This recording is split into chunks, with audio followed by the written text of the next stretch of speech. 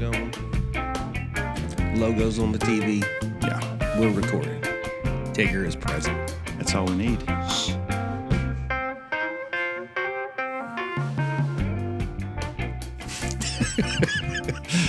Yes. Okay, well, we're back for Chief, Cap, and Chap. Once again, this is episode 6 that we're going to do today. And today we're just going to try to give some highlights and everything. Appreciate everybody watching us, man. I've gotten a lot of good feedback from this. Not a lot of people. We're just getting started, but some people, and that's how you do these things. You start at the beginning and just kind of build them up. But we're getting a message out of, I guess, who we are. Maybe I don't know if anybody cares about that or not, but they're finding out. So today we're gonna hit it again. Yeah, looking forward to the episode today, and it's good to be back. Yeah. Lots of positive things to talk about today. So I really enjoyed the Mother's Day episode with Paula and Faison that we did. I thought that was kind of neat. They were a little shy, but that's okay. Yeah. Well, that's their character. That's that's who they are. I get it. I've been talking in front of people for so long. I know Drew had me do the PIO thing, and I'm really kind of a shy person, but I guess I get like a persona for work or something. I don't know. So even Zach was a little bit quiet when he was on, Yeah, that's the quietest I've heard. I've never heard him not say anything. I was worried about having him on because of what he might say. You definitely open yourself up to some vulnerabilities there, Yeah. So Yeah, for sure. Yeah. Yeah. So here we go, I guess. So episode 6, Chief, Cap, and Chap. And again, subscribe to our channel. You got an email you want to send us. It's chief.cap.chap@gmail.com. And we're going to kick this thing off. We decided today that we're just going to kind of go over some of the things that we're working on. We got a lot of positive stuff happening, and sometimes we are not very good about getting that message out. But so we're gonna cover a bunch of stuff that we got going on. It's been a very busy spring. Yeah, I just thinking back over the last couple of months and all the stuff that's happened. It's hard to believe that there's a lot more that's going to happen. Like, it seems like a lot has been accomplished. A lot of things have happened. Just things that we not even able to control in our own. We've had like 2 tornadoes this spring. Yeah. We've had all kinds of things like that happening.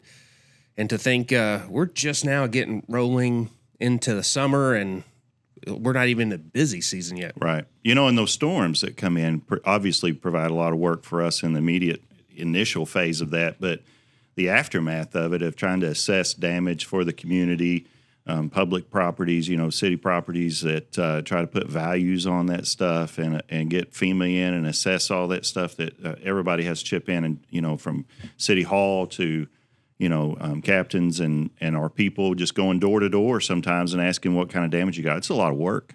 To have 2 of them, we need less of those. Absolutely. Need less of those. I'm done with tornadoes for the year, I think. And then we're sending people out to other communities, trying to help and do that. So, it is quite a bit for sure. But one of the big things that we've been working on, we've really, I'm really proud of this. Carrie at HR has done a great job trying to get more applicants in our staffing. And we've come a long way with that. yeah, it's the best we've had in quite some time. So yeah, lots of applicants, and going through those. And of course, we got to do the background checks and make sure that they're the type of officer that the professionalism that we want to have here and everything. But we've got a bunch of people in, and I think we're 2 down officially. And man, at one time, a couple of years ago, we were like 17 down, and 17, yeah. Wow. Yeah. The new challenge now is that we're behind on training. So we got 11 that currently work for us that need police academy training. Yeah, so I want to talk about that for just a minute, because we're on the heels of a police academy graduation just a few days ago. And I think there were 3 guys from... That's last night, yeah. Yeah, 3 guys from here that finished that. So in that, share a little bit about that police academy process as it is currently at SEMO. What's that like?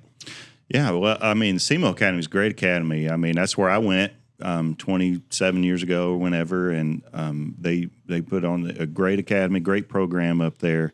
And you drive to Cape and you sit in class for I don't know how long it is now. I mean, when I went, it was like 480 hours, and they do a lot more. I think they do 600 now or something like that. Yeah. So I think this academy, they align now with the university's schedule. So I'm wanting to say this academy that just currently graduated yesterday, it started mid-January, January 17th, 18th or something like that. That sounds right. And then they graduated last night. So it runs the same as that college semester. So that's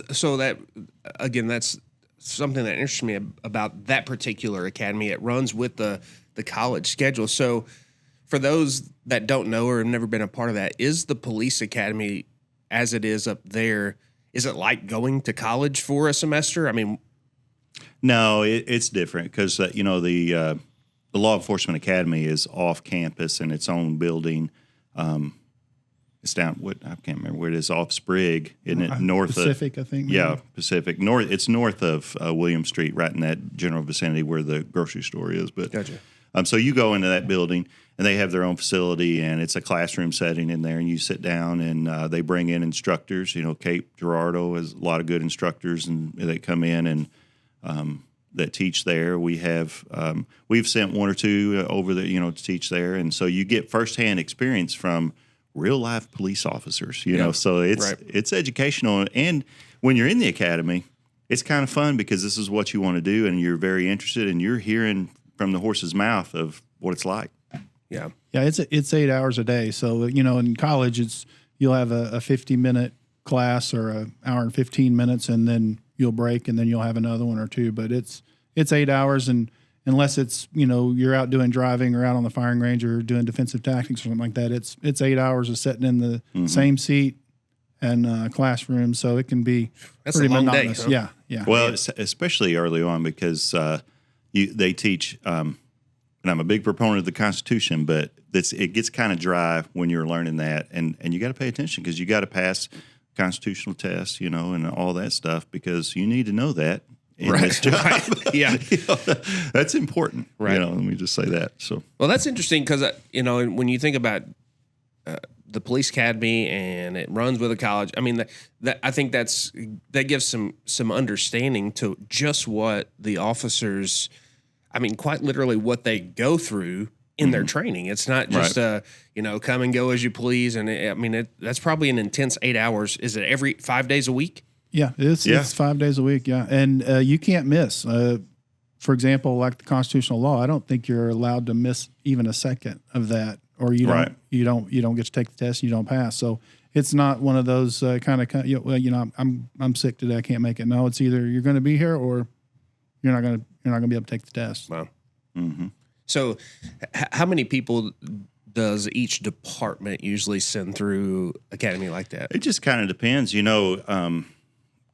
Years ago, people would send themselves to the academy, and then once they got certified, departments would, they would apply for a job or everything. Gotcha. But the way the climate and applications in law enforcement now, a lot of departments are sponsoring them and paying for them to go, and they're employing them while they're in the academy because if you wait, there's not any applicants. I think they said there's like 90% are sponsored or more or something like that. I mean, it's a large number that are sponsored. So what changed that? What changed it from going from being the demand? Okay. It's the demand. Everybody's short, and we all need officers. And so if we can grab them and say, hey, we will pay for you to go to the academy, you sign a little contract for about 2 or 3 years, depending on what the department you work for. I think ours is 3 years. And we pay for it. You just say you're going to stay here and work for us.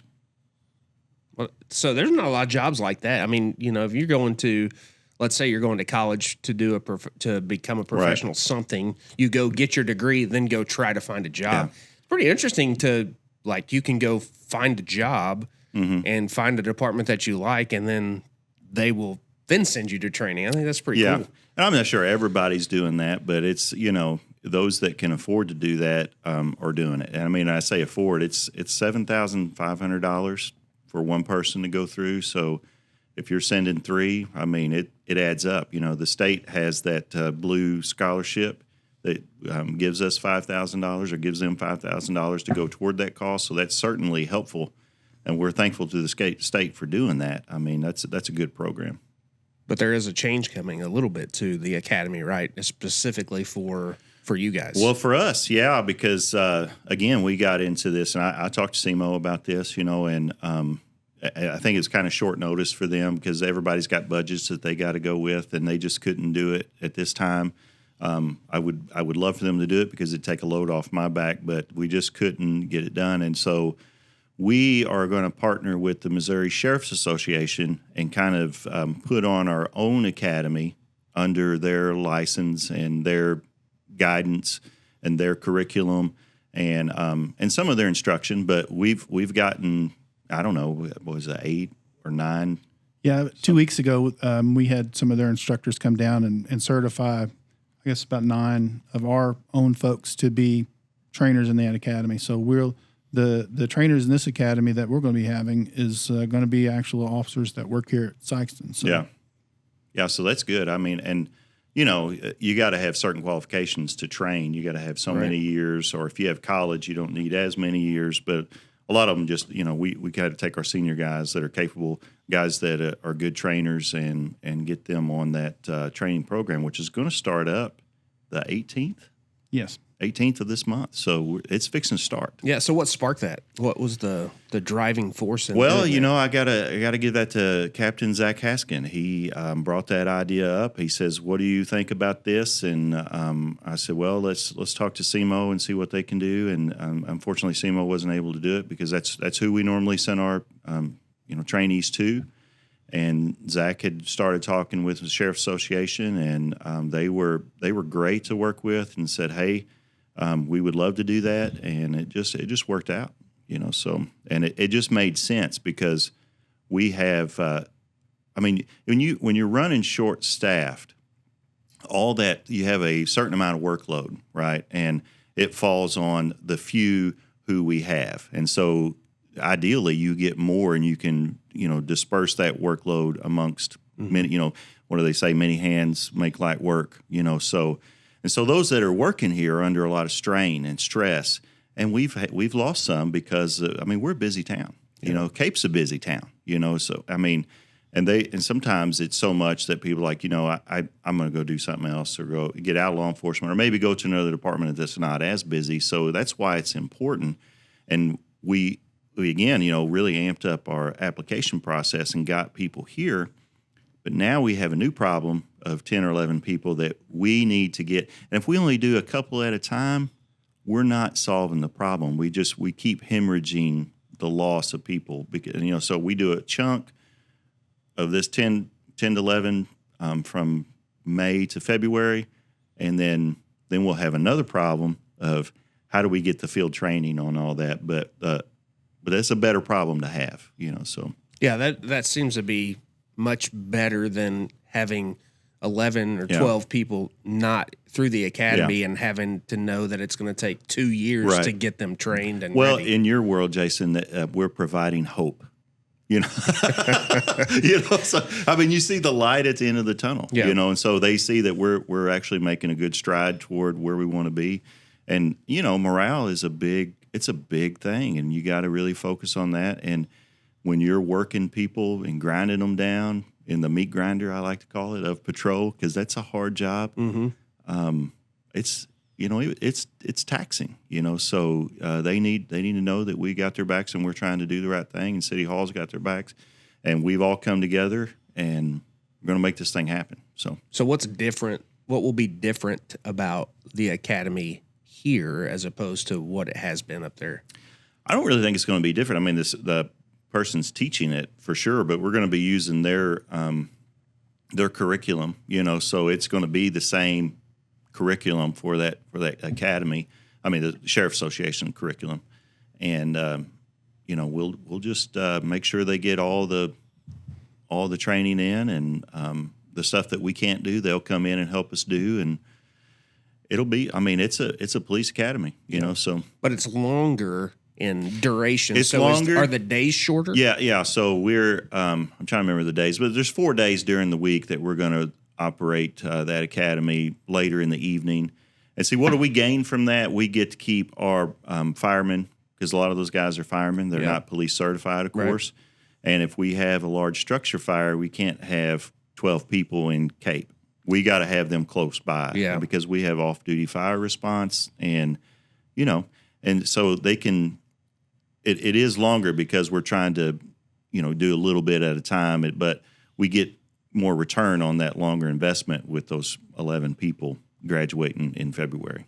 Yeah, so if that makes sense. Yeah, it does. Will they be working regular shifts during that time as well, or is the academy their work? No, they're going to be working fire division shifts as well, and some of them will be on duty in the academy in the evening when we're doing this, and some of them will be off duty. So there'll be some overtime expenses, but again, in the big scheme of things, it's well worth it. Yeah, John, what are you looking forward to in your role as a captain over patrol? What do you think the benefits of this are going to be for you and for your guys? Well, just not to mention the logistics of, them not having to travel back and forth and kind of what Chief mentioned, but also too, I think, when they go to the police academy in Cape, it's not necessarily that it's generic or something, but it kind of has to cater, to be open once they graduate to go to any police department. But I think with having our specific department, we'll be able to specifically kind of show them exactly how we do things based on the curriculum that's provided to us from the sheriff's department. So we can really get into detail as far as like how we do it as we're teaching that curriculum, if that makes sense to you. Yeah, so that does make sense, and I didn't even think about that till you said that here. How you can tailor that training specifically to your department, which has got to be a huge benefit for a department like Sikeston, who, like you said, it has its unique challenges, its unique forms of operation, and being a Department of Public Safety, throwing in fire and police and all those types of things, and so you're able to take it and kind of make it yours, I guess, would be a good way to say that. Yeah, I think it really, once these guys, like for example, last night these guys graduate from the academy. Well, now they're going to go through their FTO process, which is 12 weeks. So it's more training, but it's in the car doing the job.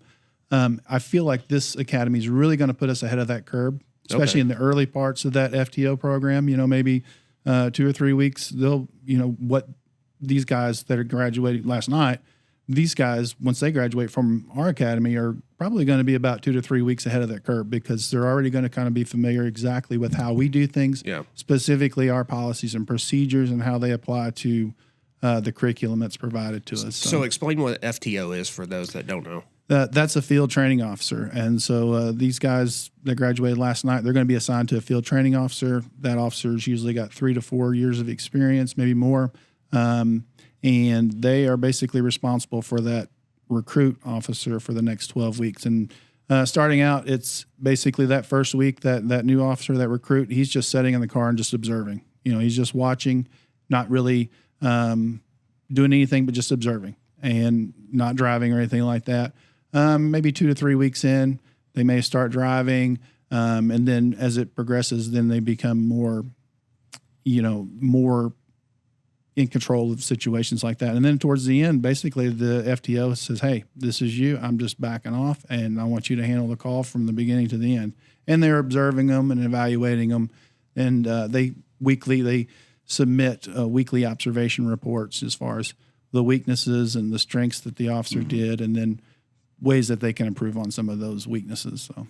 Yeah, so it's like a built-in mentoring, and in my world, discipleship type program where you're taking somebody who has never done it before and letting them observe until you release them. And so I think that's really cool for people to know that don't know, because if you're not in the world of law enforcement and you think, okay, you go to the police academy, then you come back and then good luck. And you have, and people in their mind may think that there's officers out here that they just graduated the police academy yesterday and here they are out here, doing stuff and trying to figure it out. You know what I mean? And I think it does well for people to know, no, there is a huge process in someone becoming a law enforcement officer on their own on the street. I think the academy, you probably attest to this, it'll give you a foundation to start on, now, but you don't really learn the job in the classroom by any means. I mean, you come out there just as green as a Granny Smith apple, you know what I mean? And you're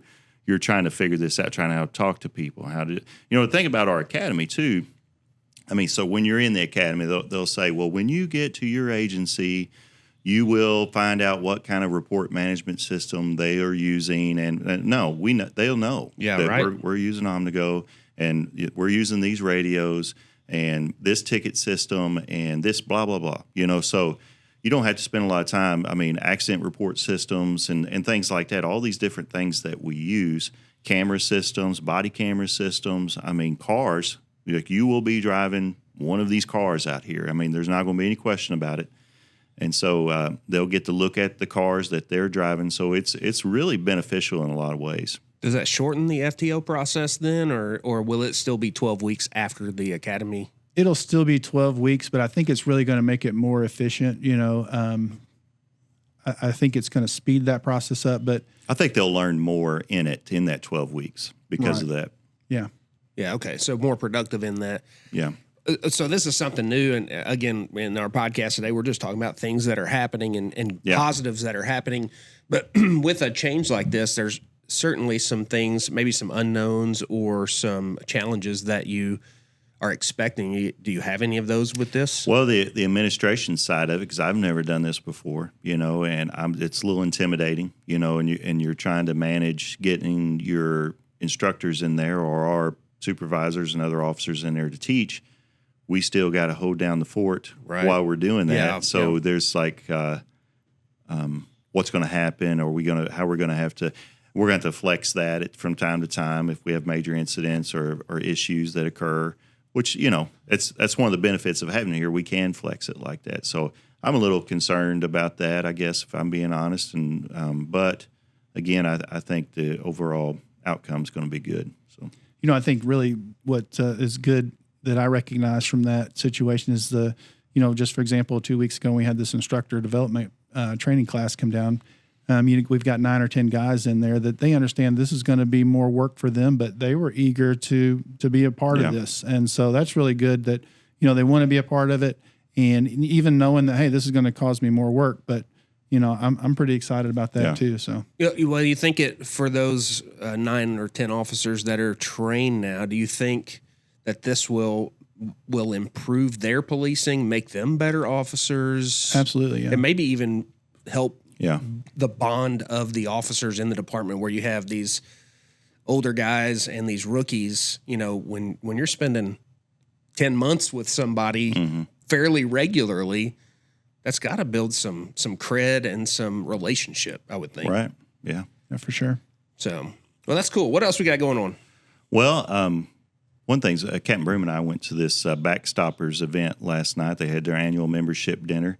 The governor was there. Got to see him again. Of course, he's been to Sikeston for a few times. And that man, I tell you what, it's May. He got in office in January, and he's done more for law enforcement than I've seen any governor come in to do. And he's just doing a tremendous job. One of the things that he's put out there was this Blue Shield communities. And we applied for that. Some of you may have seen that online, that we got accepted in that. And so what that is, basically, I know you're going to ask me, like, what is that exactly? So I'm going to tell you.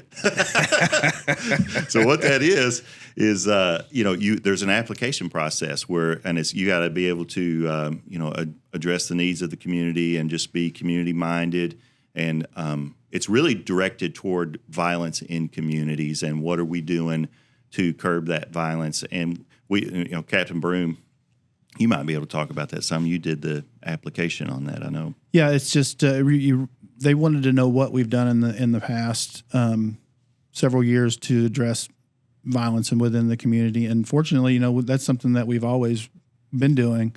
And what resources we spent on technology and things like that, and what our goals are, in the future as far as addressing violence and engaging the public and the community and council's resolution to address violence, which, like you said, we've been doing that. And we can show that, when I first read that application, I was like, I think we've got all this. We needed the resolution, but we were already, city council's already putting a considerable amount of money toward, surveillance camera systems and all these things that license plate readers, things that we use in our investigations. So we just had to organize it and send it, and they approved it. So Yeah, we had to come up with a recruitment and retention policy too. right. But we were actually already working on that prior to this. Yeah. For example, the academy, hosting our own academy and looking at different shift options as far as the amount of hours that we work. So we were already working on recruitment and retention even before that. So it really kind of put us ahead of a curve on that too. So Governor Kehoe just put that in place. He started that in January. Okay. So I mean, like I'm going to say, like the first 3 days or something, Wow. he announced that. Nobody really knew exactly what it was, or they knew it was Blue Shield community. But I'm like, where's the carrot? What are we getting out of this? Yeah. I mean, so, and the answer to that question is that I think it was like $10 million that is going to be is a pool of money that Blue Shield communities are able to apply for grants for. Okay. So we're not getting $10 million, but we'd take it if he would. but Anything specific for that of that those grants can go towards? I'm sure that it's going to be towards combating violence. I mean, because he's trying to make the state safer, and he's doing a lot of work. We just had some stuff coming out about recruiting and those benefits to help us recruit, and there's going to be some good things too, which I don't have all the details on, but he was just talking about it last night, so. But we're thinking about just some technologies and stuff that we have that I think is going to be good. How many communities receive that? I don't know. He said last night that he just recently had 75 more. So there's going to be quite a bit, But we're going to look at it not just for Sikeston. We're going to look at it for the region. We do a lot of partnerships with Cape Girardeau, New Madrid, Poplar Bluff, Charleston, just around, and that's how we operate. And I think. I'm hoping that if we look at it for the region, that maybe we'll get a little more attention on that. That's going to be how I'm going to pitch it. Yeah, that's cool. So, and he's going to be here actually for the Memorial Day ceremony at the park Memorial Day. I just saw that today. I did not know that. So that'll be cool. you mentioned backstoppers. I know there may not be some people that's familiar with backstoppers. Can you explain that a little bit? Oh yeah. I'll probably do a terrible job, but this started, was it 1959, I think, or something like that? Is 59 or 69? I can't remember. Yeah, I think it was 59. It started years ago, but basically this organization in St. Louis saw a need when first responders have a traumatic injury or a loss of life in the line of duty, that they, their philanthropy, their foundation they put together, and they go and support that family that's lost a loved one or that's not able to work anymore financially. I mean, they've paid for funerals, they have paid for college, homes, and just a variety of things. They assess what is the need and how they can help, and then they determine what they can do at that point. And Scott County has not been a part. So it started in St. Louis. I think they have some in East St. Louis or Western Illinois. I don't know how big the area is. Right off the bat, I mean, I have a map of it, but it came down as far as Cape Girardeau County, and Jennifer Rubin used to work for Cape, and we talked with her, and she had brought this up, and I said, man, I would love to get that for our county, and I'd sent letters for about 3 years trying to get their attention, and they finally added us, and we're going to get our 501c3 for that and do some fundraising and try to help raise money. We hope to never use that. Right. Right. But, they had families going in there and telling the stories about losing their loved one last night. And, man, it's heart-wrenching. But what is so, it's just unbelievable, the kindness that this organization is doing for people who are trying to serve others, and they've lost a loved one. It's kind of hard to imagine. I can't imagine going through that. So it's a great thing that they do. Yeah. That's cool. So what else we got going on that we're celebrating, things coming up? I mean, we're coming to the end of the school year. I know graduation is coming up. Well, we also got coming up, you got this big thing to talk about is the schedule. The beginning of the year, probably end of the year, the first part of January, we sat down and kind of talked to the supervisors and kind of wanted them to sit down with their guys and say, hey, what are some things that can make your job better and make your life better professionally and personally. And really the big thing that came out of that meeting was we had a lot of officers that said, hey, we would like to try to work a 12-hour shift instead of the 8-hour shift. And, so we got to looking at that and, okay, what are the benefits to a 12-hour versus an 8-hour? Well, it just gives you an opportunity as far as the officer's quality of life. It improves that because now they're going to have access to weekends off more so. Currently with the 8-hour shift, they'd only have weekends off every 3 months. Well, with the 12-hour shift, they'll have weekends off every other weekend. So that really improves that family life at home. You know, when summertime rolls around, if you think to yourself, you only get weekends off every 3 months, you could potentially go an entire summer and not have a Saturday and Sunday off. Wow. Yeah. So we're thinking that that's really going to help them and improve. They get a few more days off in the month too. I think 6 more days off. I mean, so they get a little bit more time off. Now it's a little bit longer day, and I've told them, I said, now you have to understand, we're a busy department, and that 12-hour day is going to be a long day, but you're going to have to keep reminding yourself that you have a 3-day weekend coming up, till you can recharge those batteries. So. I like the aspect of, and people listening may understand this, may want to understand this, but we should have more officers on patrol at any given time by doing it this way. Yeah, with the 8-hour shift, of course, you had 3 shifts, 7 a.m. to 3 p.m., 3 p.m. to 11 p.m., and then 11 p.m. to 7 a.m. Well, when you alleviate that third shift, it just really kind of makes that whole schedule flow a lot easier. And actually, we're going to end up probably just almost doubling the amount of officers 24/7 that's on the street. So we'll have some pretty good manpower on the streets too. And what's really beneficial to that is, one, obviously having more cops on the streets makes your community safer, but spreading that workload out. When you've got the bare minimum staffing out working the streets. Man, those guys, and especially on afternoon shift, and they're just going from call to call. Yeah, we're able to double the manpower out there, so we can cut that workload in half. So I think that's going to really help them improve the quality. I think. I mean, because if you don't have as much, I don't think you get as cynical or as weighed down, or with all that work. Yeah, and they'll be able to spend more time on that call. If you're only got the minimum staffing, and an officer's out taking a report for a stolen property or something like that, he may literally have 2 or 3 more calls waiting on him. So he's just the facts. Yeah, literally just the facts, ma'am. Okay, what was stolen? But he's going to be able to take, he or she's going to be hurry up. Take more time, taking that report and probably have a little bit more time to do a better job as far as the investigation too. So right now, let's take an afternoon shift, for example. You said it's 3 to 11.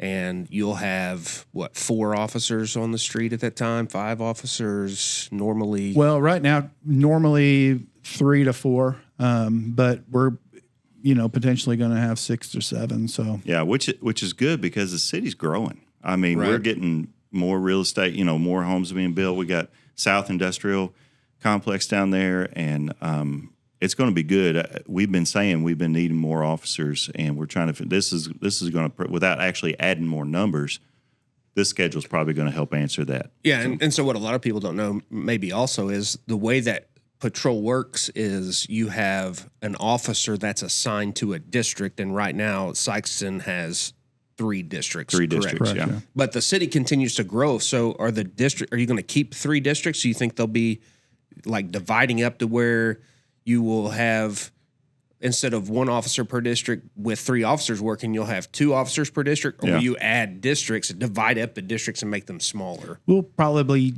we're gonna kind of learn as we go on this too, just kind of see, and it can be tailored in different ways. But right now, just thinking in my mind, probably assigning a district officer to a north and a south. So basically, you'll keep those 3 districts, but then you'll have an officer on the north side and the south side of that district. Well, and this is a good segue right here. So because one of the things segue, we need like a tone for that or something.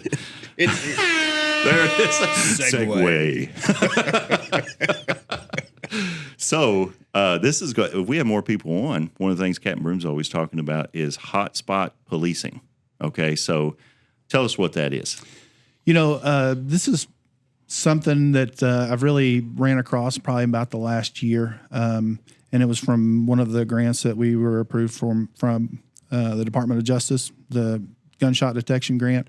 I meet with some strategic justice planning folks once a month, and we really talk a lot about hotspot policing. And hotspot policing is identifying a certain area or a specific area, time, day and then attacking that area with police officers as opposed to doing like a shotgun type of approach. Yeah. So you know where the crime is, put cops there. You know where the crime is, you know what time it's being, when it's taking place, and you put cops there. So there's a lot of benefits to hotspot policing, as far as like you're using your manpower that you have is the most efficient, and also you're targeting the criminals and not just the guy that maybe his license plates were expired. So people would say, well, you should have already been doing that, but they're not thinking about us running 3-4 officers. We didn't have the manpower to do it, right?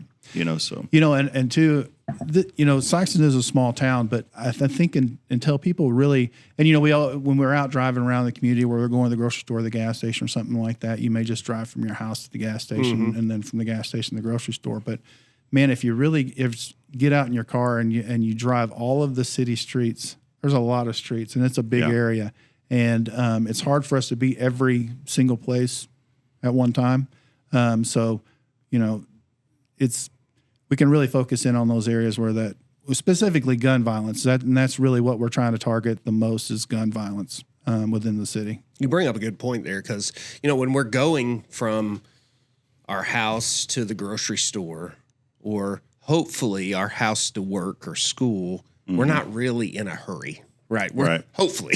Yeah. I know sometimes going to work that maybe there is a little rush, but it's different when you're on South Main by Walmart and you have a shots fired call on North Main by the YMCA or something like that. Right. And you have to think about strategically, how am I getting there? You have main intersections that you're having to go through. Yeah. And then if it's like 3:00 in the afternoon, you got school traffic and, work traffic if it's 4 or 5. So I think that brings up a good point when it comes to that hotspot stuff. When you think about, it could take you a little bit of time to get from South Main to the YMCA if an incident were to happen. Oh yeah, for sure. Yeah. So I appreciate that's something that you guys are working on. It's and I tell you, we say we're working on it. We've been doing it, and we saw last year in our stats that this is the segue. Is that it really, really had a benefit. Yeah, I shared some information with Chief, a couple of weeks ago, and when I ran the numbers, I was really kind of surprised myself. But we dropped violent crime in the city of Sikeston from 2023. Well, from 2023 to 2024, we dropped it almost 34%. 33%. So explain that, how that happens, what you're measuring, and those types of things. Violent crime is and specifically gun-related violent crime, and that's really how we discovered that was gunshot detection, and just using the data, getting into our hotspot policing, looking at data, and we basically just counted the number of gun assaults that we were having, number of shots fired, and those type things. And from 2023, we had 94 gun-related violent assaults. In 2024, we dropped that down to 41. Wow. So that was almost a 50% reduction in gun violence within the city, specifically firearms related. And you think the presence of the hotspot patrolling played a part in that? Well, I think so. I mean, one of the big things that we did was that the gang roundup that we did, and that was huge. Because you're targeting a group of people that are committing violence and basically going after them and trying to hold them accountable. And a lot of them were charged and prosecuted. They're still prosecuting some of those cases. Majority of them have been adjudicated or went through court. And Josh Golightly, one of our detectives, really initiated a lot of that himself. And it's a tremendous amount of work because you got to establish, according to that state statute, it's I forget what it's, operating a criminal street gang. You got to establish the connection. How do you know they're involved in the gang and all this stuff? And so he laid down all this groundwork and social media stuff that really showed all that, but and did a great job. But when Captain Broom showed me the stats, I was like, my goodness, that is a lot better than I thought. So. Yeah. But I think it's a variety of things. I think it's that we've added several camera systems in town, which just really helps our investigations. So in a time where people are less likely to be a witness and cooperate in that investigation, we can see it for ourselves on the city camera, and we put those in those particular locations where we have crime or have accidents or anything like that, and just major intersections. And that's helped a lot. What else do we got that's helped a lot? I mean, the flock systems, with license plate readers, we've added several of those, around town, so that is tremendous on our investigations. Specifically the gunshot detection. Oh, yeah, that for sure. Man, it's, we used to, but we would get a report of shots fired from someone. And, when you hear gunshots, I mean, you think to yourself, well, I think it was back behind my house, or, I'm not sure where it came from. But so then we would go to that area and it would literally like trying to find a needle in a haystack. Yeah, and probably not on the right street. Yeah, I mean, it could be a 2 or 3, 4 half-mile radius of like maybe where it happened. But what's really good with gunshot detection is it can really hone in on a exact location of where it happened, and so those officers are able to immediately respond to where those and when you gunshots say are fired. that, how close does it get? Well, it's cop to the dot. Okay, so it puts you right there. I mean, it's ridiculous. Wow. Yeah, there's the officers have their MDTs in their car, computer cameras in their car, or their laptops. Yeah, and also their cell devices. There's an app on your phone, and you take your phone out, and it drops a pin on a Google map of the exact location of where those gunshots were fired. So as they're responding, they can see that information on their computer screen and where that dot's at, and they go exactly to that spot. It quickens the response too, because you think about this: if a gunshot happens, we had to wait for, if we didn't hear it, we had to wait for somebody to say that's a gunshot. Should I call the police? Yeah, and they may not, because a lot of those we found that actually weren't called in. And so then they call it in, and they're trying to explain to dispatch what's going on. That process takes time. Yeah. And so we cut several minutes off of our response time. Now, if someone's shot, we need to get there right away. Right. I mean, that's important, so. Yeah, that's one of the big things is being able to get aid to that victim, that person that's been shot, and be able to, give them first aid until EMS gets there, and then direct EMS to where they are. Because you think about it, if it takes you 10 or 15 minutes to find exactly where it's at, and there's a person laying there with a gunshot wound, they could die. So, it's really helping us as far as getting first aid to those victims, and then not only that, but processing the crime scene, locating the crime scene, and the time that we spend on scene too. We've just again looking at data, and Excel sheets. I think I'm getting pretty good at now, but I hated them at first. We're cutting that time about 50%, so where we would spend 3 hours on a gunshot case where it took us to locate the scene and then finally find it and then process that scene. Now we're able to do it in about half that time. So. Yeah, when I listen to radio traffic and there's a shot spotter alert and they arrive on scene, it's interesting to me how quickly they'll say, I've located the scene. I mean, it's like, sometimes it seems like it's within seconds, but minute or two, and they've already located the scene, secured the scene, and can go from there. Yeah, and you think about if that scene is near a city camera, then we probably have video of it. Maybe. I mean, so all these things. I mean, these investigations multifaceted in the ways that we try to approach them. And, of course, we're still trying to get, and one of the big things that we absolutely need is people to participate and help us, because we can't do it ourselves. I mean, we can't do it without people telling us what they know is going on. Mm-hmm. Yeah. Sounds like a lot of great stuff happening. Is there more? Is there more going on? There is I more. can't imagine. Well, I have to take you upstairs because they are redoing the 911 center up there. We're doing the 911 collaboration. I don't think, have you seen it upstairs? No, I was told about it yesterday, and I heard it's like pretty sweet. Yeah. looking. So what they did was they took all those communication officers and they put them in the basement. Basement doesn't look so great right now because they put all that equipment down there, and the company come in with the new furniture. They're adding new consoles up there, and I mean they're redoing, putting new carpet up there and everything. So, and of course, the next collaboration, consolidation, Scott County's, paying for services, and we're going to dispatch for them if you're wondering what that is. And so we'll dispatch for most of the county, with the exception of Scott City area that they're going to continue to do.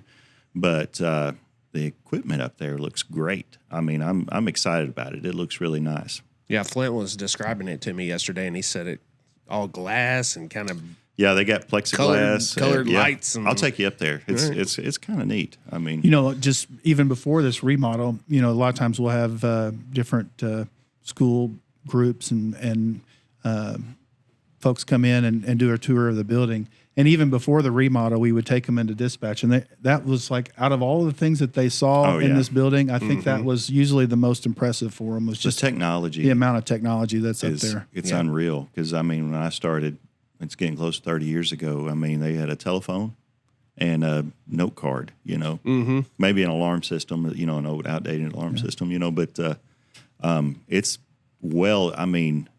it's all computerized, of course. They got probably 8 monitors per communication officer. I mean, so they are monitoring a lot of stuff. I mean, they really are. They do a great job for us. Technology is definitely, that's where it's at. I mean, of course, I'm one of the older guys, and at first, when we started having a lot of with the flock cameras and the computers in the cars, I was one of those guys. I was like, just give me pen and paper. But now, since I finally realized, okay, I have no choice but to embrace technology, I'm like, I noticed how much you carry that laptop around. You use it in meetings all the time. I'm going to tell you, it's once you just kind of, that's your in-car laptop. Yeah. I mean, so he uses it everywhere. I have definitely would agree that technology makes your job so much easier. So, and that's where we're at too. I mean, I think we all recognize that now, and just makes your job so much more efficient, easier, and better. So and the thing about technology, it seems like it's always evolving as well. So I mean, I can imagine over the upcoming years what's going to be different, what's going to be better. And you think right now like it couldn't be better, and then something will happen and you go, well, wow, it's better. I know, and our communications, I think we're adding 6 to 7 positions up there. We're still taking applications for that. And I have people say, "Hey, I think I could be a dispatcher." I'm like, you don't really know that's a hard job. I mean, maybe you can, but I don't think I could do that. I could not. It's multitasking at an extreme level, and of course you're taking those calls in, and everybody's emotional, and they're having their worst day, and they're trying to extract information from people at a high state sometimes of emotion. That's hard, So it'd be good to get a communication officer down here at some point on the podcast and let them share about their experience. Yeah. We have to pick the right one. Some of them already told me this. I'm not doing that. I'm out. Yeah, but we're doing that, and we're looking forward to that. I think that's going to be good. With the fire station, we are continuing to have meetings on that. I think just had a recent meeting where I think we're 35% through the process, and soon we will be breaking ground. It won't be long. I don't know exactly when, but talks are happening, and they're trying to see if they can get a hold of materials. So, I mean, it's going to be coming, and you're going to see groundbreaking there at next to Burger King on East Malone. So, new fire truck. Yeah, next week we're getting that fancy fire truck that we went down. Y'all didn't, but I got to go down with the guys and Zach Haskin and some others, and we got to go through that design phase for that. It's a custom-built fire truck, and it is a pretty truck. It's really nice. I don't really, the fire guys, they obsess over fire stuff and fire trucks, and I've never really been one of those guys. I'm like, it's a fire truck. But when you see this fire truck, I'm like, that's a nice-looking fire truck. Huh? It's a nice-looking truck. It is. I bet Zach will be able to talk about that. Oh, yeah. He'll get going on that, I'm sure. He will for sure. But it's coming next week, and it'll take some time for us to get the equipment on it, and get people trained on it. We got because it's a fire truck. It does pumping just like any other ones. It's a rescue pumper, but it's a little bit bigger than our engine one that we got now.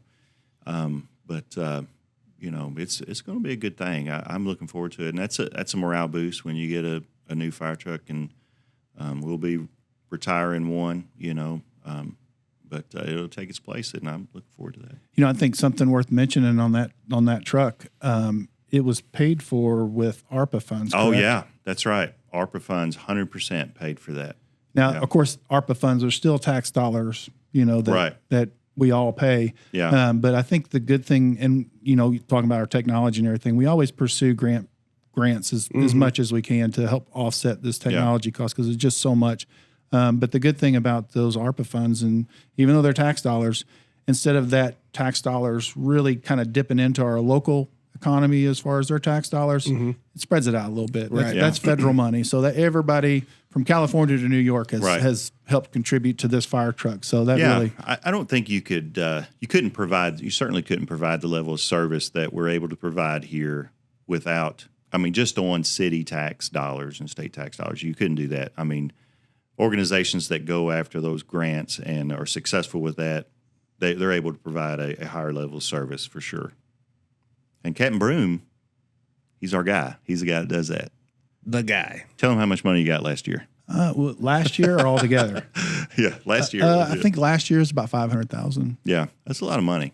You can do a lot with $500,000. So yeah, the thing I learned about grant writing is they either tell you yes or no, and so it's kind of fun. It's a lot of work and it's a lot of typing and a lot of research and everything like that. But man, when you get that email or that letter saying, "Hey, congratulations, you've been awarded this grant for $250,000 for whatever technology or whatever," man, it's super gratifying. Yeah, I bet. Yeah.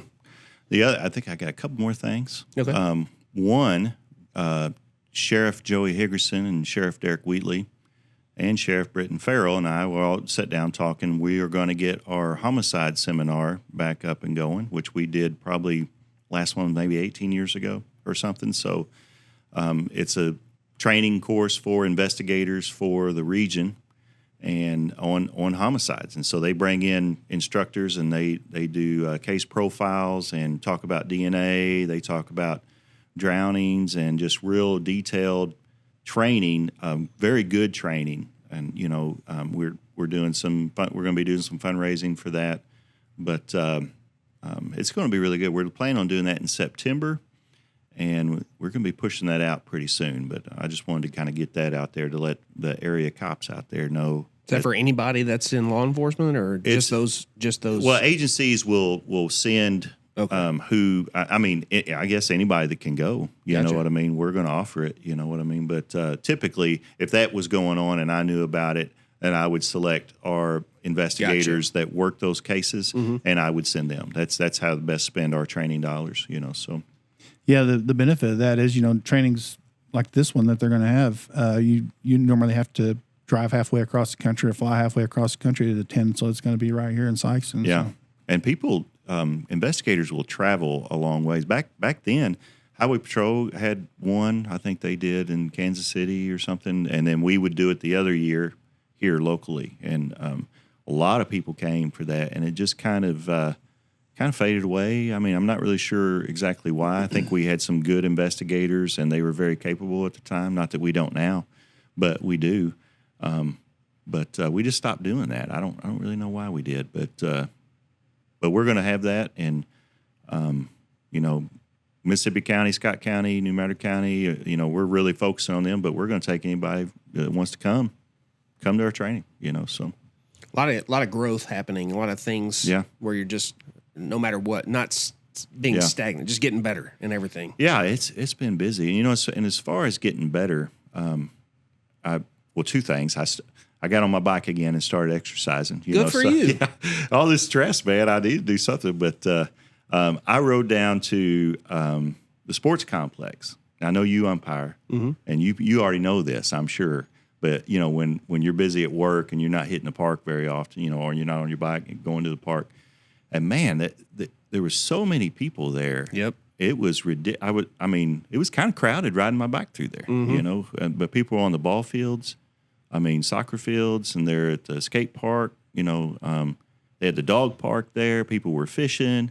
There's a lot of good stuff happening out at that park too. Yeah, the complex is this time of year really a busy place to be, and that's going to continue. I mean, we're recording on Friday. The fishing derby is tomorrow morning out there at the lake, and so I know that there's a big push for that happening. And just baseball every night. You have pickleball happening out there. Yeah, they had pickleballers out there. Basketball out there. You have the baseball, the softball.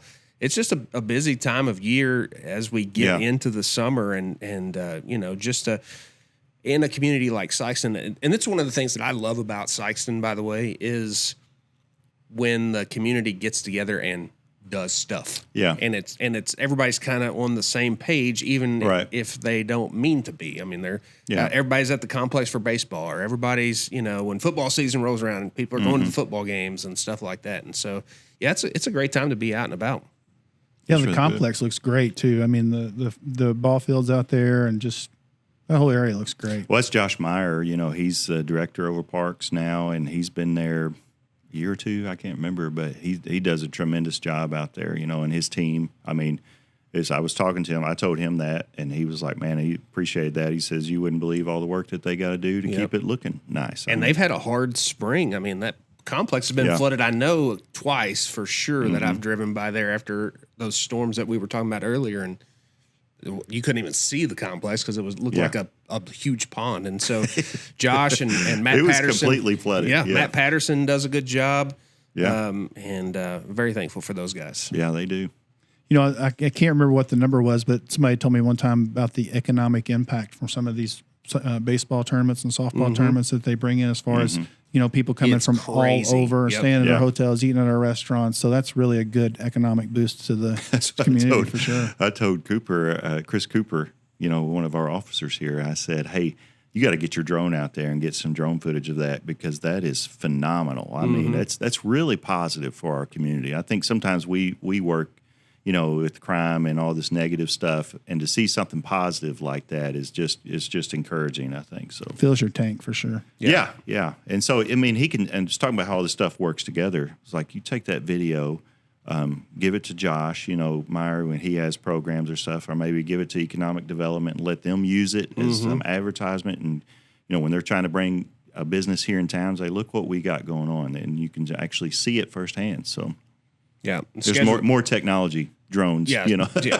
So you got a lot of stuff happening at the complex. I know in my role as the director downtown, a lot of things that are kicking off downtown now. Farmers Market started last Saturday. Music in the Park will start the first Friday in June and go throughout the summer. And so, I mean, it's just we're getting into that busy time, and it's busy for everybody, but a lot of things happening for the good. Yeah, I think so. It's busy, but you can see what's coming out of all that work that you're trying to do and other people are trying to do for the community. And that's kind of what this podcast is about, I think. It's like, what are people doing for the community to make the community better, and why are they doing it? So give you little updates on what's happening, and we did that today. So I think that's good. Yeah. But probably wrap it up, don't you think? Yeah. I think so too. So again, that's the end of episode 6 of Chief, Cap, and Chap. And email us at chief.cap.chap. And we appreciate you guys for watching, tuning in, and send us some comments, good or bad. We can take it. We just like to have this opportunity. We're big boys. Yeah, we're big boys. We can take it, But, people have different perspectives, and we need to hear that. And it may have something that we need to think about, So I'd be willing to hear that if it can help us do better. That's what we want to do. So follow us, and I guess if nothing else, we need to remember something. I forget what it is. Always take the high road. The high road.